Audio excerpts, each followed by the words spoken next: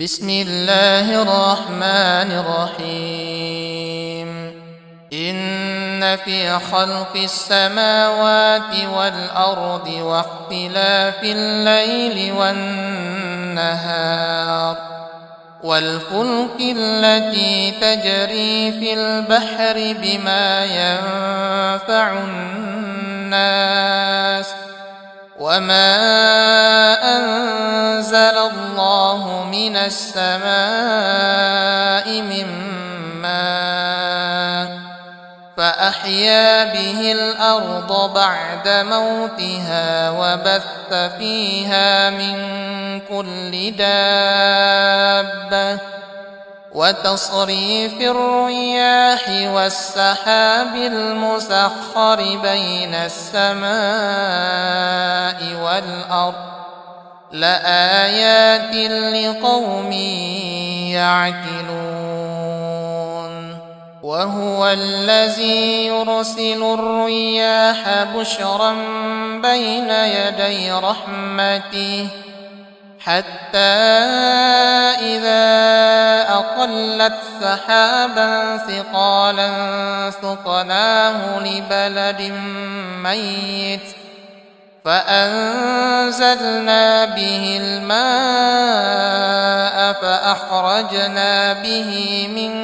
كل الثمرات كذلك نخرج الموتى لعلكم تذكرون وأرسلنا الرياح لواقح فأنزلنا من السماء ماء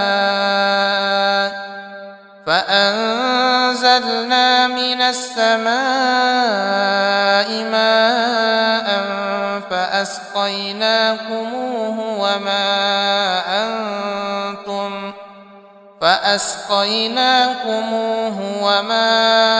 أنتم له بخازنين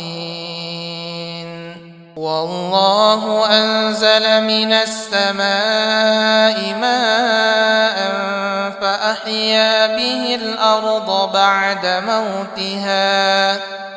إن في ذلك لآية لقوم يسمعون يا أيها الناس إن كنتم في ريب من البعث فإنا خلقناكم من تراب ثم من مضغة مخلقة وغير مخلقة لنبين لكم ونقر في الأرحام ما نشاء إلى أجل مسمى ثم نخرجكم طفلا ثم لتبلغوا أشدكم ومنكم من يتوفى ومنكم من يرد إلى أرذل العمر لكي لا يعلم من بعد علم شيئا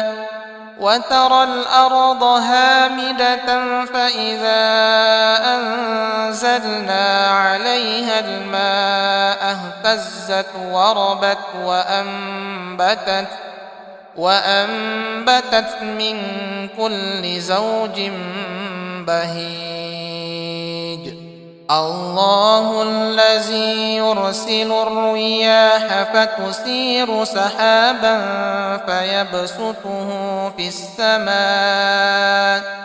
فيبسطه في السماء كيف يشاء ويجعله كسفا فترى الودق يخرج من خلاله فإذا أصاب به من يشاء من عباده إذا هم يستبشرون والله الذي أرسل الرياح فتثير سحابا فسقناه إلى بلد ميت فأحيينا به الأرض بعد موتها كذلك النشور إنما أمره إذا أراد شيئا أن يقول له كن فيكون فسبحان الذي بيده ملكوت كل شيء وإليه ترجعون والمرسلات عرفا فالعاصفات عصفا وجعلنا سراجا وهاجا